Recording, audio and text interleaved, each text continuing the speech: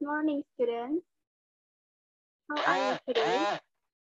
I'm fine, thank you. Okay, so today is Thursday, and today is English lesson. But before we start our lesson today, so let's say Bismillahirrohmanirrohim. Nah, jadi materi hari ini adalah tentang narasi teks. Baik, saya akan share screen ya. I would like to share screen. Jadi apa sih naratif teks itu? Nah, sebelum saya menjelaskannya, saya ingin memberikan memberitahukan tujuan kalian belajar ini. Nah, itu agar kalian tahu tentang naratif teks. Saya yakin pasti kalian sebelumnya itu pernah nih melihat naratif teks, tapi kalian nggak tahu kalau itu naratif. Jadi di sini kita akan belajar mengenai naratif teks. Oke? Okay, what is narrative text? Okay, a narrative text is a story that tells a true or fictional story that occurs in a specific place or time. Jadi, naratif text ini adalah cerita yang menceritakan kisah nyata atau fiksi atau cerita karangan di mana kejadian tersebut waktu dan tempatnya itu spesifik ya, jelas. Nah, the function of narrative text is to entertain the reader.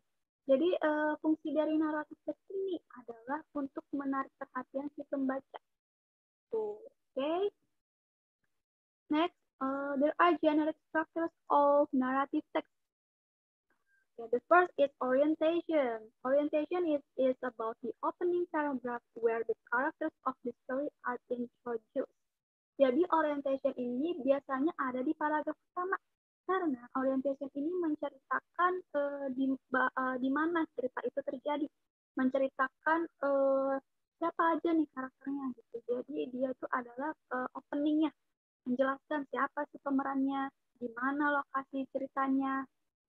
Dan yang kedua ada complication, where the problems in the story are developed. Jadi di komplikasi ini biasanya ada di paragraf kedua ya. Jadi di complication ini adalah paragraf di mana cerita tersebut, masalah cerita tersebut tuh berkembang. Oke, ketiga ada resolution. Nah, resolution ini biasanya ada di terakhir. Nah, di resolution ini adalah paragraf di mana cerita tersebut, masalah cerita tersebut terpecahkan, terselesaikan. Oke, yang terakhir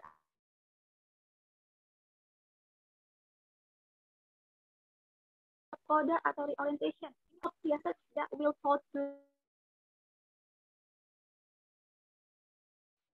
atau pesan yang disampaikan oleh si pembaca. Ini nggak wajib ya, hanya opsi saja.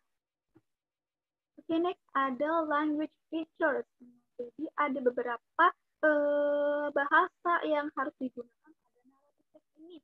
Nah, yang pertama ada using simple past tense. Nah, using simple past tense ini adalah tenses yang digunakan lampau ya, sudah terjadi.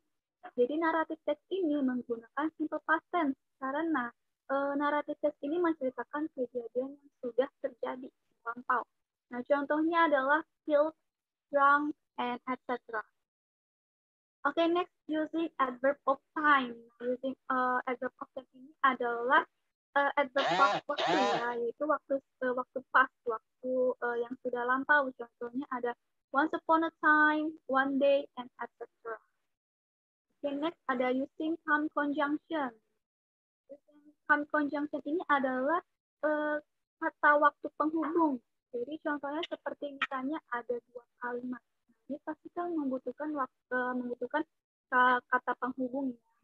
Jadi contohnya ada contoh when, then, suddenly.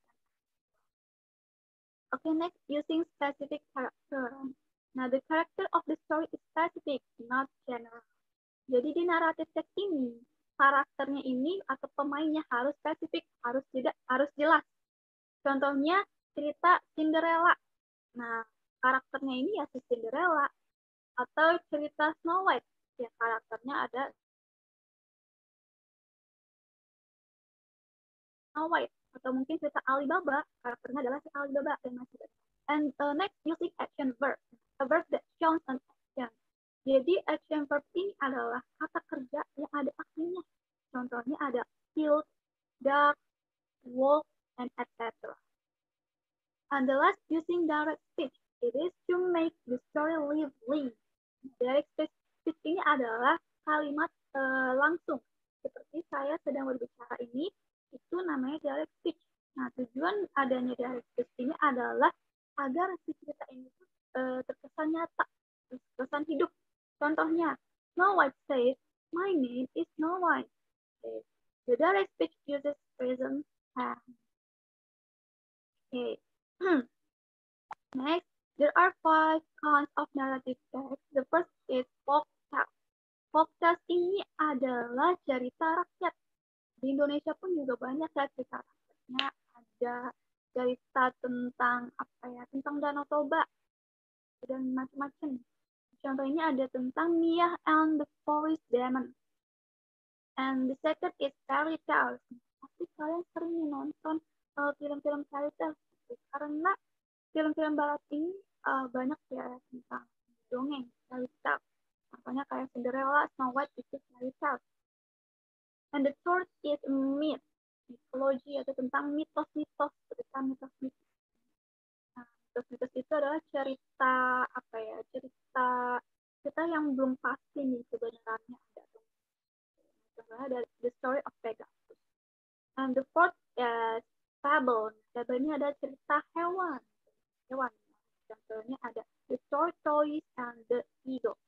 And the last is legend atau cerita legenda. Seperti folktale tadi, di Indonesia itu banyak ya cerita-cerita legend. Contohnya ada Malin Kundang, atau mungkin cerita legend tentang Surabaya, Sura and Baya. Ada banyak ya. Okay, next. Nah, oke. Sekarang saya ingin menunjukkan kalian sebuah video tentang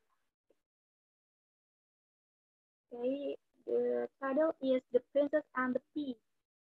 Putri dan Kacang.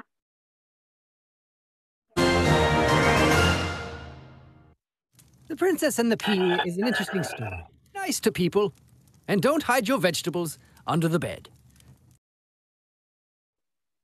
Oke, itu dia tadi contoh dari naratif. Beberapa questions ya. Yang pertama, identify the generic structure. Oke, nah ini ada teks tentang The Princess and the Pea. Lalu kalian identify the generic structure yang tadi sudah saya jelaskan. Ada orientation, complication, and resolution. Oke. Jadi untuk jadi siapa yang ingin identify the generic structure? Okay, let's begin our lesson today. So let's say Alhamdulillah. Ada question ya, ada pertanyaan. Oke, saya akhiri. Wassalamualaikum warahmatullahi wabarakatuh.